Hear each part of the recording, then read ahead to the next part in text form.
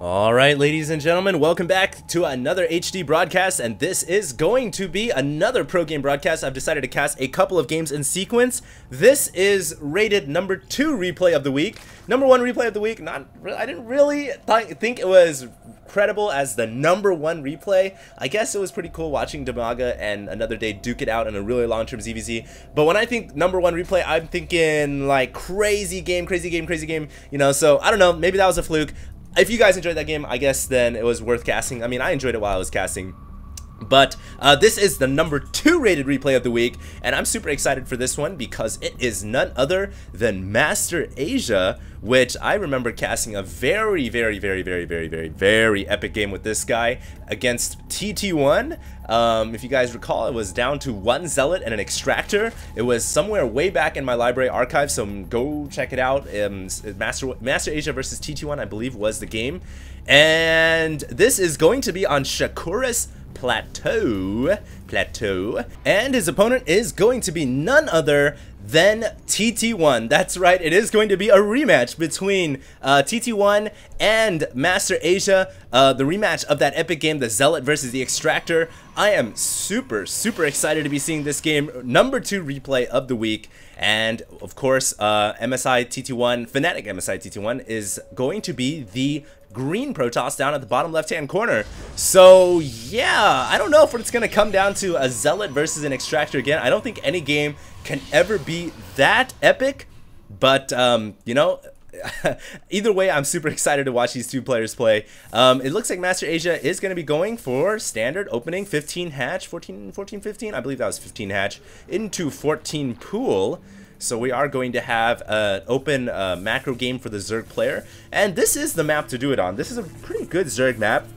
In fact, if anything, I think this is one of the best Zerg maps out there right now. Of course, because you have this very closed-off natural expansion, which the Zerg player likes, and then you have a wide open, very wide open center of the field where the Zerg player can get lots of surrounds at. There's lots of expansions that the Zerg player can macro to and get more expansions on. So in general, this is a very good Zerg map, and we'll see what TT1 can do to deal with that. He needs to, obviously, I think on this map, a good option is going for the Protoss Death Ball, the Void Ray Colossus Death Ball, which right now is one of the most powerful builds in Protoss versus Zerg. And really, the units you get with that is just Mass Void Rays and Mass Colossus. You actually don't even need to get Warp Gate.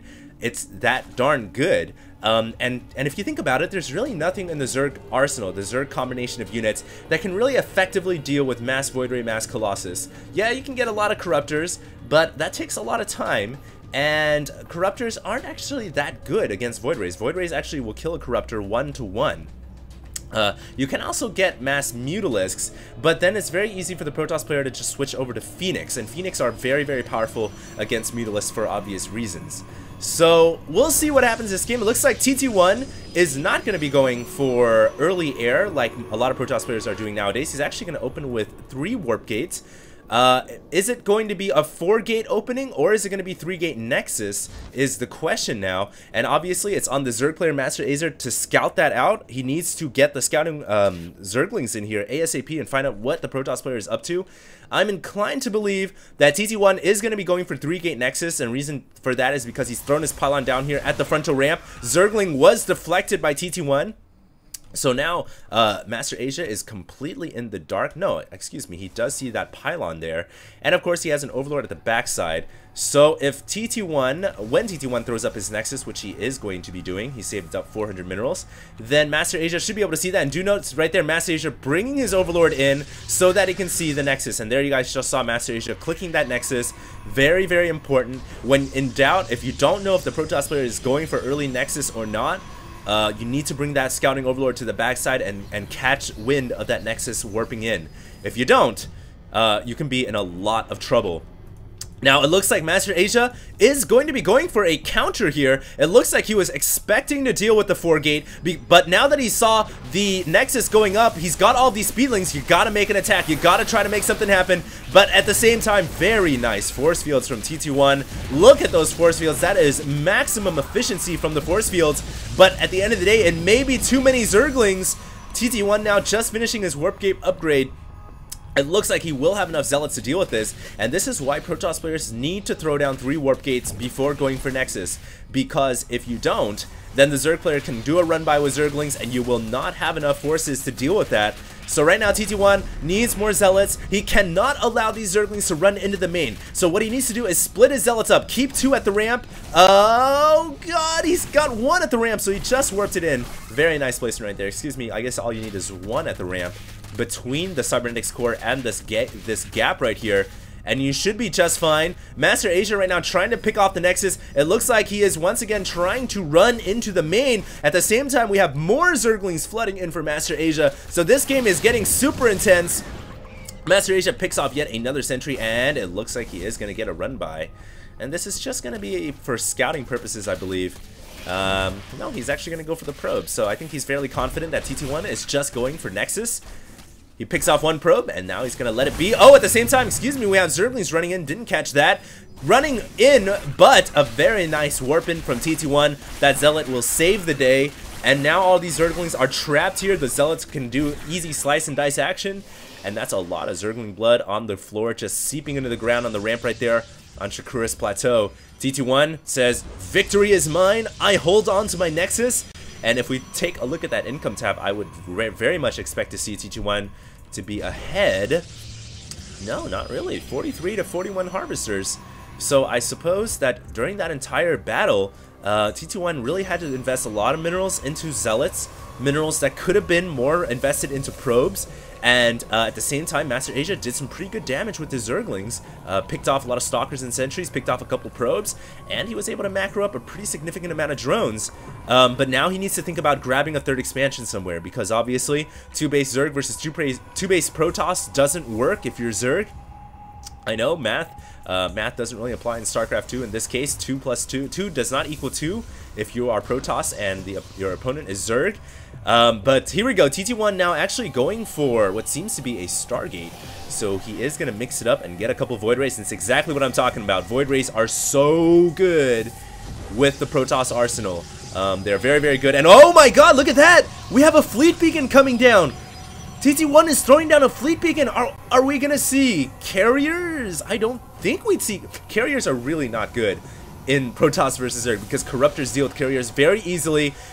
Wow, if this is for a mothership, I think this might be the Z, oh my god, mothership game number 2, because as we all know, Kiwi Kaki did a great mothership play in against the little one, and that was a very, very, very epic game.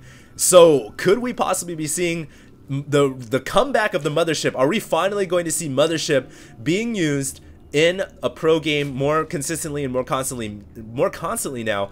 Perhaps it finally is time for the mothership to shine. And indeed, we have a mothership coming out of the Nexus.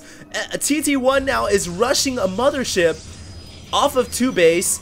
And this delays so many things. It delays your observer because you can't get robotics facility down. It delays getting upgrades for your forces. It's just you can't get any warp gates, but the one thing you do get is a mothership. And so we'll see if this mothership actually works. Right now, MasterAsia is completely going Roach Hydra. It looks like he's primarily focused on roaches right now. So I would like to see some Overseer action, actually. There we go. He now sees the Void Ray. So I think he is going to get some Hydras to deal with the Void Ray. And I actually really like this. Motherships are very good against Hydralists, in my opinion. That Vortex ability, the Black Hole, can deal with Hydras very easily. And so right now, MasterAsia is going to pump out a ton of Hydralisks. And that may actually be a big problem when he comes to deal with that mothership, especially if the Protoss player just sits inside his base. Remember, 2-base against 3-base, it's still even for the Protoss, and MasterAsia right now is just barely grabbing that 3rd. So here we go, MasterAsia now going to break down the backside rocks. He's actually going to try to tunnel his way through and hit through the south side of TT1. TT1's mothership has just arrived. Everything comes cloaked. Remember that the mothership does not have enough energy to use either ability yet, neither recall nor vortex. Also remember that that the mothership's recall ability is an ability that isn't used very often nowadays, but it can be very effective with Blink Stalkers. You bring the Blink Stalkers around, you do harass, and then you just recall them back home when your Stalkers are in trouble. Now, it looks like the Void Ray did indeed catch the Roach Hydra army coming in here. It did pick off some of the Roaches, and this, of course, allows TT1 to mobilize his army to the backside of the rocks. I would definitely expect to see the Mothership come. Come, Mothership, come! Come to the back and protect your rocks. It looks like TT1 just gonna throw up a couple cannons. He may not want to reveal that Mothership just yet, because keep in mind, this is very, very hidden. Right now, this is completely unexpected.